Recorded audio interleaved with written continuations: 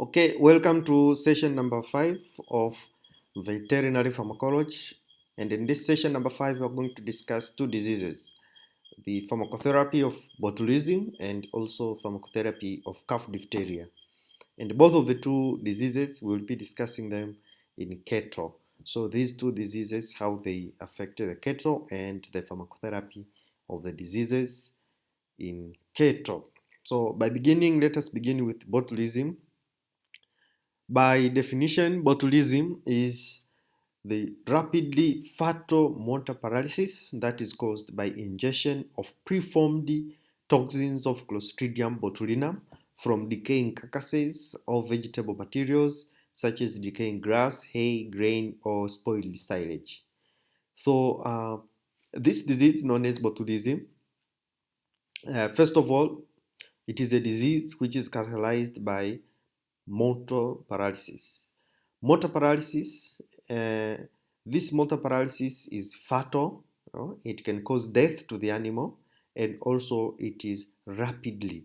So the moment when the animal gets the disease up to the moment when the animal dies, the period of time or the time lapse can be very short. So it's a very short period of time from acquiring the disease and then dying from the disease. So that's the meaning of the rapidly fatal motor paralysis disease. And it is due to the ingestion of preformed toxin of Clostridium botulinum. So the bacteria known as Clostridium botulinum produces toxins.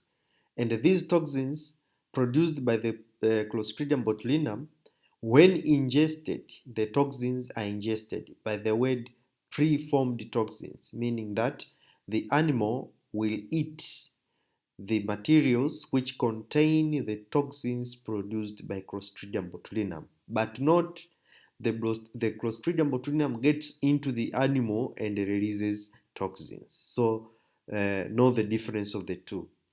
So it is not that the bacteria gets into the animal and releases toxins, but the bacteria release the toxins in the areas where the animal, when it eats the materials around, and those materials contain the toxins from the bacteria, that's when the animal gets the disease botulism.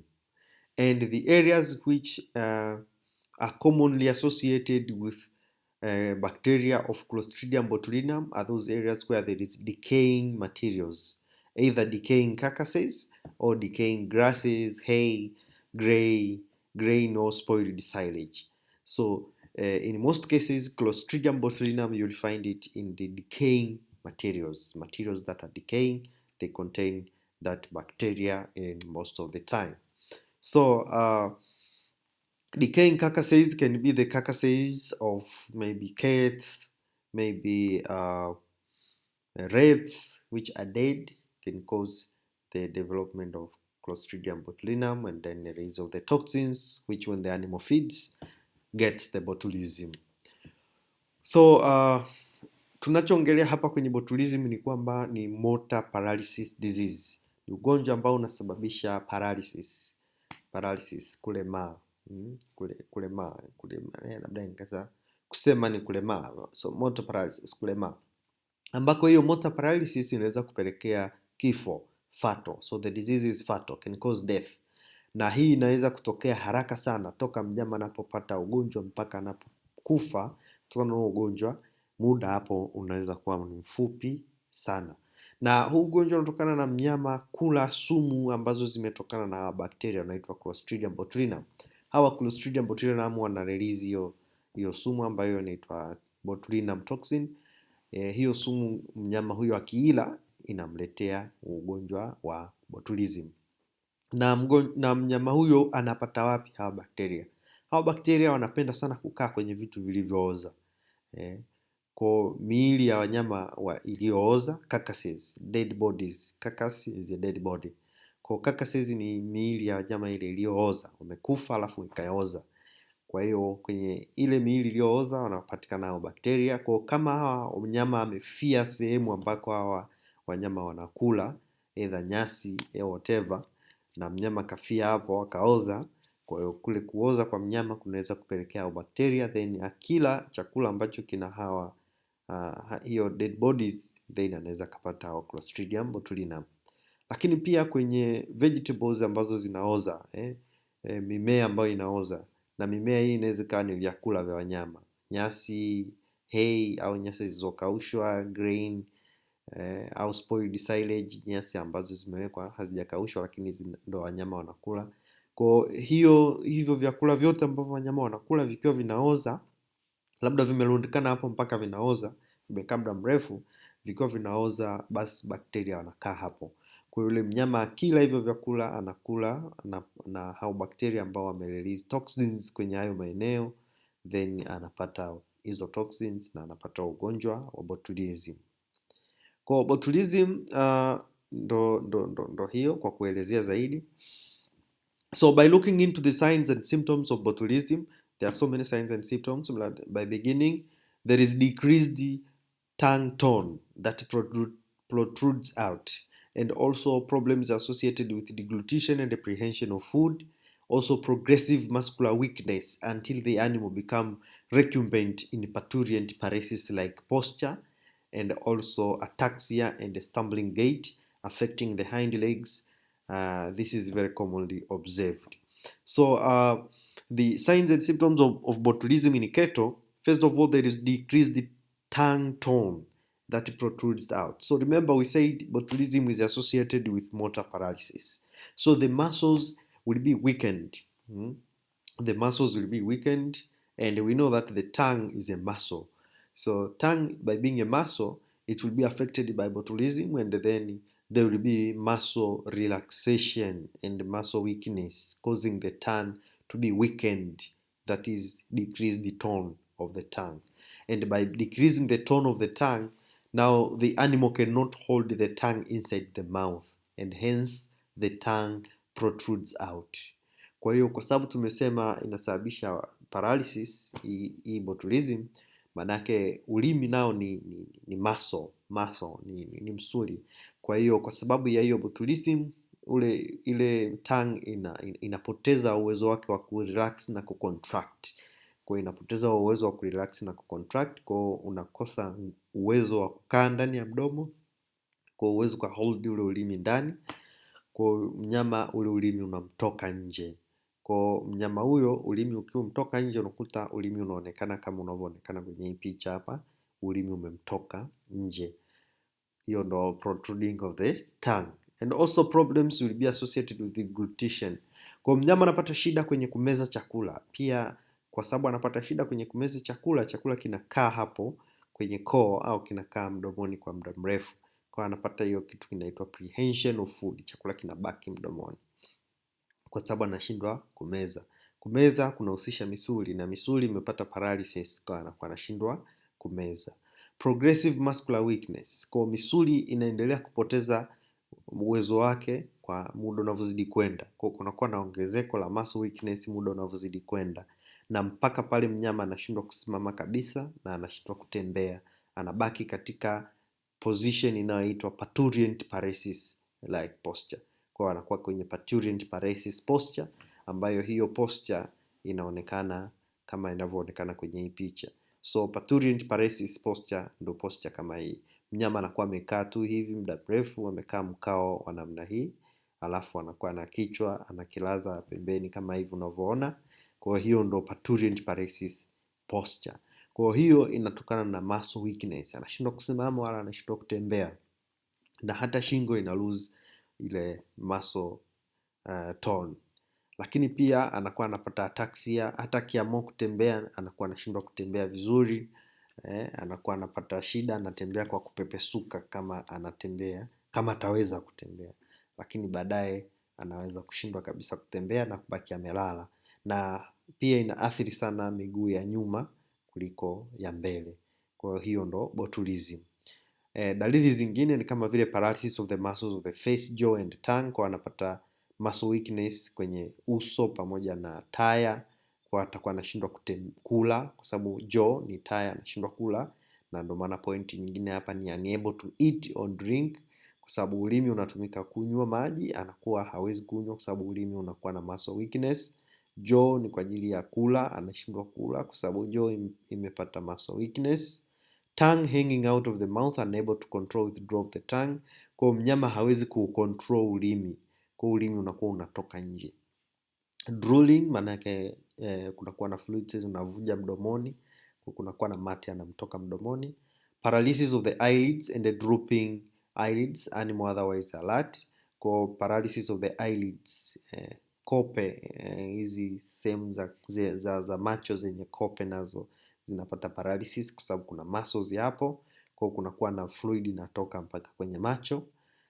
Shallow and abdominal breathing, kwa anakuwa anapumua pumzi fulani ya juu juu, alafu hiyo pumzi anakuwa anaivuta kwa nguvu sana kutokea tumboni, kwa anakuwa anapata abdominal breathing.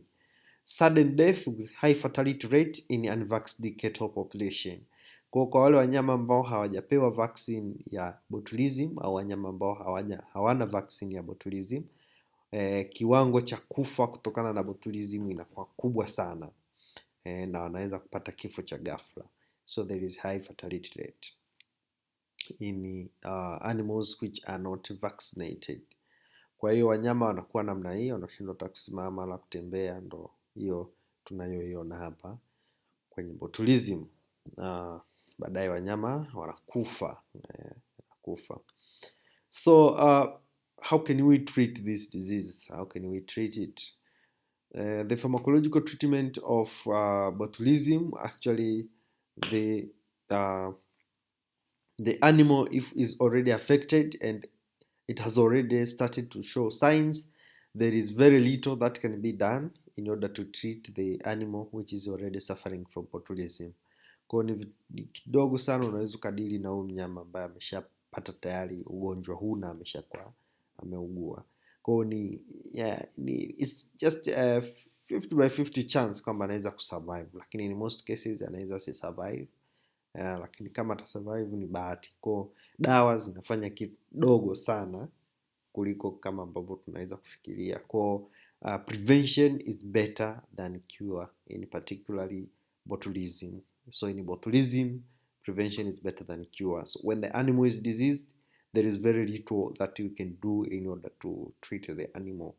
But when we try to treat, then you can do the following. You can do luminal lavage, flushing out everything in the lumen of the animal. So remember, the botulism, where it comes from the toxins from the bacteria, and that toxins from the bacteria are through eaten feeds. So it is through eating food that is contaminated with the toxins from Clostridium botulinum. So those foods are in the rumen. So you can do luminal lavage, flushing out everything in the stomach. And after flushing everything by using a low amount of water, you can follow by 50 to 80 mils of lactic acid in 50 to 10 liters of water per stomach tube in adult cattle. So you take this lactic acid, 50 to 80 mils, you mix it with water, 5 to 10 liters, and then you do again the lavage by using stomach tube in adult cattle. So you can see these guys here are using the tube to introduce the fluids inside the rumen of the animal. So this is something that you can do for the animal. And also we can treat it by using polyvalent anti-C and anti-D serum. So anti-C, we are talking of antibody C and also antibodies D. So these antibodies and anti-C and anti-D, anti-sera. So in order to put things clear, not to confuse things, let us see what is the meaning of anti-sera. So from the dictionary, what is anti-sera? What is anti-sera? Anti-sera. So anti-sera, which is the plural of anti-serum, is the blood serum that is containing antibodies against specific antigen, and it is injected to treat or to protect against specific disease. So it is a blood serum. It's a blood serum that is given to a certain animal in order to, and that serum is containing antibodies against a specific antigen of a certain disease. So in this case, we say the antisera now will be containing antibody C and antibody D of the disease botulism. So this treatment, actually what we are doing is to introduce into the body of an animal the antibodies against the antigen of the botulism. And this these antibodies are introduced into the body of an animal as antisera, is a serum.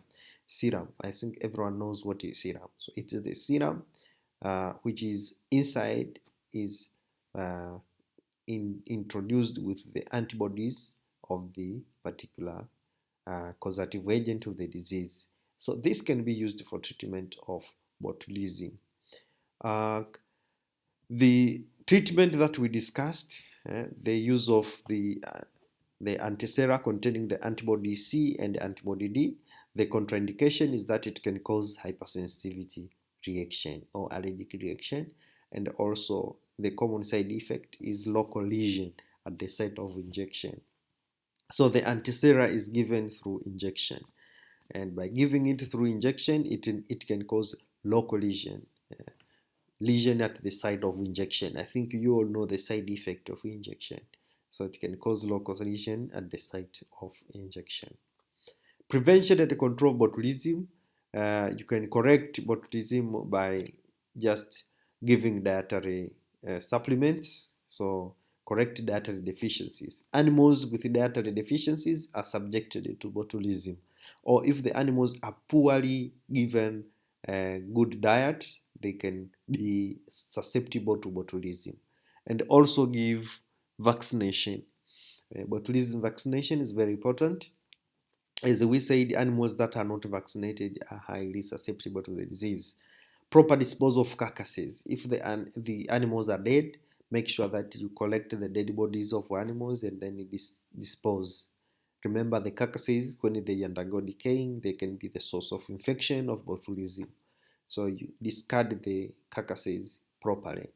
Removal of decaying grass or spoilage silage from cattle feed. So any food of the animal that is remaining, it has of no use, make sure that you remove it to avoid the decaying of that food. And if it decays, it can be the source of botulism. So removal of decaying grass or spoilage, spoiled silage is very important to prevent botulism. So that was botulism. Let us go to another disease, that is the calf diphtheria. So we finished about botulism, we go to calf diphtheria. Calf diphtheria, by definition, is a disease of young cattle, and this disease is caused by Fusobacterium necrophorum. Fusobacterium necrophorum. So the disease of young cattle or calves. Calves, if it is one, it is known as calf. That's why the disease is known as calf diphtheria, a disease of calf. Diphtheria is a disease of calf. So we are talking of diphtheria in calf, small or young cattle. And this disease is also known as necrotic laryngitis or laryngeal necrobacillosis. And when you hear the word laryngitis, it's very easy to know what kind of disease is this. There is larynx, and also laryngitis means inflammation of the larynx, and it is necrotic, death of tissue in that larynx. So the disease is characterized by fever, also inspiratory dyspnea and stertorous breathing. There is always fever. There is difficulty in breathing, especially during inspiration. There is a difficulty in breathing during inspiration, and also there is stertorous breathing, a breathing that produces sound, a breathing that produces a sound, or that is producing cracking sounds. That is stertorous breathing. Inflammation of the larynx, as you know, laryngitis, inflammation of the laryngeal mucosa and the cartilage is caused by invasion of Fusobacterium necrophorum into the laryngeal ulcer, and it is responsible for clinical signs. So the whole issue here is the laryngeal infection by Fusobacterium necrophorum, and it causes inflammation and then damage of the laryngeal mucosa. So calf diphtheria is primarily, it can be divided into two forms. The first form is the most common one, which is an acute form of the infection, and it affects the mouth or the oral part of the calves, and it is usually affects the calves that are less than 3 months of years, so of months, sorry. So 3 months old calves. And the second form is usually seen in older calves, and it affects the larynx or voice box. So calf diphtheria, which affects between the calves between the age of 3 to 18 months. So calf diphtheria affects calves between the age of 3 to 18 months.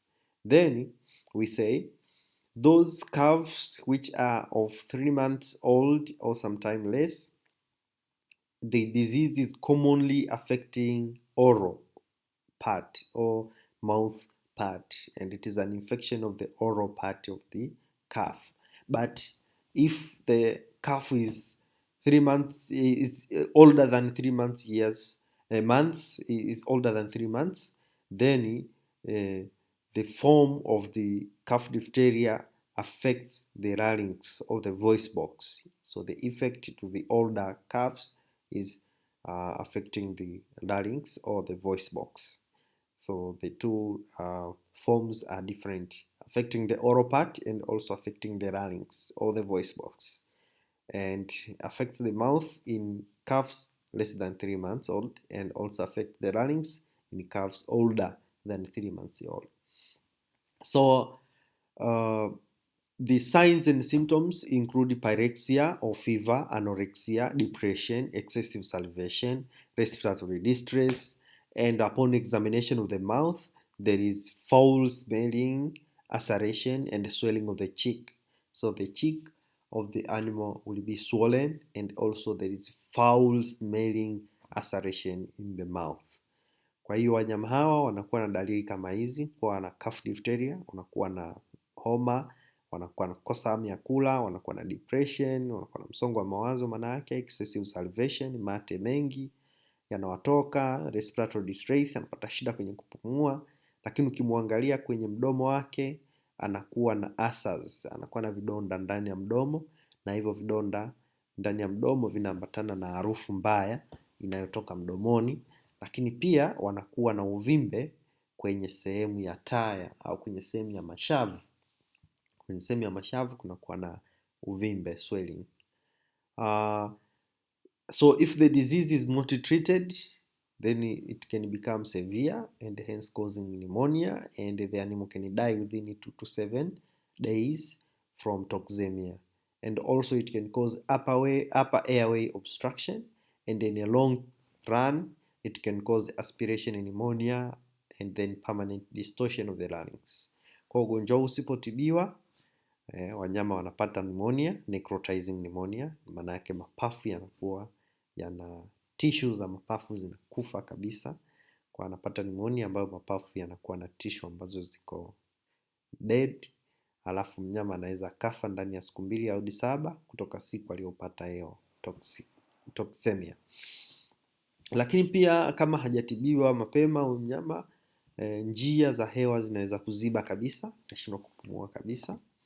Lakini baadaye muda unavyozidi kwenda anaweza kupata aspiration pneumonia ambayo inatokana na vitu kupita kwenye njia ya hewa, lakini pia inaweza kaharibu kabisa larynx au voice box. Inakuwa kabisa inaharibu voice box yake, permanently distortion. Management of the calf diphtheria is by treatment using antibiotics such as sulfadimidine and also procaine penicillin G, and also you can, by using these drugs you can use either of the two drugs, and you can support this treatment of antibiotics by acetyl salicylic acid.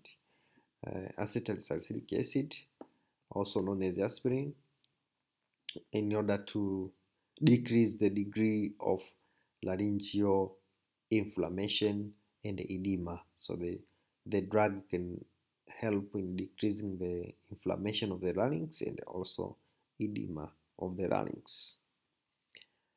Prevention of calf diphtheria. Fusobacterium necrophorum is a normal inhabitant of the cattle intestine and the environment. So the bacteria can exist in the intestine of the animal, and also it can exist in the environment. So if there is unhygienic condition, infection may spread on feeding troughs and the dirty milk buckets. And some of the contributory factors for occurrence of the disease include the abrasion of the oral mucosa, or poor nutrition, also presence of other disease. Manake nini? Manake hawa bakteria wanaweza kukaa kwenye tumbo la mnyama, lakini pia wanakaa kwenye mazingira.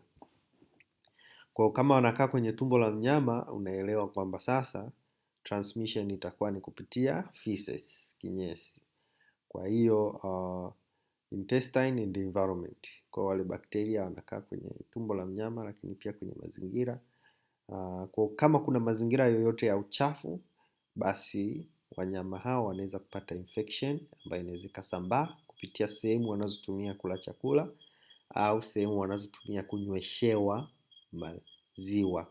Kumbuka tunaongelea calves, ng'ombe wadogo wanaonyonya 3 months, wengine 7 months au 6 months. Kwa wanakuwa ni wadogo, wananyonya. Kama wanyonyi, basi wanapewa maziwa kwa kutumia vyombo fulani. Kwa wale vyombo ambavyo vinatumika kuwapea maziwa vinaweza kwa njia moja hapo. Kama vimetumika katika hali ya uchafu, basi wanaweza wakapata ugonjwa. Na njia zingine ni abrasion of the oral mucosa. Pia kama kwenye sehemu ya kinywa kumetokea kuanguka au kumetokea kama damage fulani, na hiyo damage pia inaweza ikatokana na uotaji wa meno. Kwa meno kama yanaota, yanaachia sehemu zinakuwa wazi kwenye oral mucosa, zinafunguka kwa ajili ya jino kupita, basi hizo zinaweza kuwa ni contributory factors, ni factor ambazo zinaweza kuchangia mnyama kupata hao bakteria na huo ugonjwa. Lakini pia kama kuna poor nutrition, wanyama hawana afya nzuri, hapati chakula kizuri, wanaweza kupata ugonjwa. Na also kama kuna magonjwa mengine kwa wanyama, yanaweza yakapelekea ndama aweze kupata huo ugonjwa. Kwa magonjwa mengine yanaweza kupelekea huyu akapata huo ugonjwa kwa sababu anakuwa na weakness in the body immune system. So if animals are closely confined, the spread of the infectious disease can be prevented by thoroughly cleaning and disinfecting of all calf feeders. Kwa kama ni wanyama wanafungiwa, confined, kama wanyama wanafungiwa ni rahisi sana ugonjwa kusambaa. Kwa hiyo kama ni rahisi ugonjwa kusambaa, unafanyaje? Unatakiwa kuzuia ugonjwa huo kwa kufanya usafi na kudisinfect lile eneo ambalo hawa calves wanatumia kula chakula. Kwa ile sehemu ambao wanatumia kula chakula, na kisha umefanya disinfection na usafi uko vizuri kwenye eneo ambalo hawa wanyama wanaishi. So young calves must be examined daily to identify early stages of the disease. So that's very important. You should examine the calves every day in order to detect early signs of the disease. Kwa lazima wakague wanyama, uangalie kama wana dalili zozote za ugonjwa, uweze kutambua mapema ili waweze kupewa matibabu. So remember, we have finished about calf diphtheria. Remember the key points or the important points of this part, and also you can do these as the practical questions, but the practical questions do not involve calf diphtheria questions. So you can formulate your own questions on calf diphtheria, like if you define botulism, also try to define calf diphtheria. If you list the common signs and symptoms of botulism, also try to list common signs and symptoms of calf diphtheria. Pharmacological treatment of botulism, also pharmacological treatment of calf diphtheria. Control measures of anthrax, actually it is botulism. The control measures of botulism, also control measures of cough diphtheria. So you can go both sides and then try to memorize, try to make sure that you understand those points to be sure or to be okay with answering of questions. So that is it for the session number 5. Thank you very much. You are welcome for questions.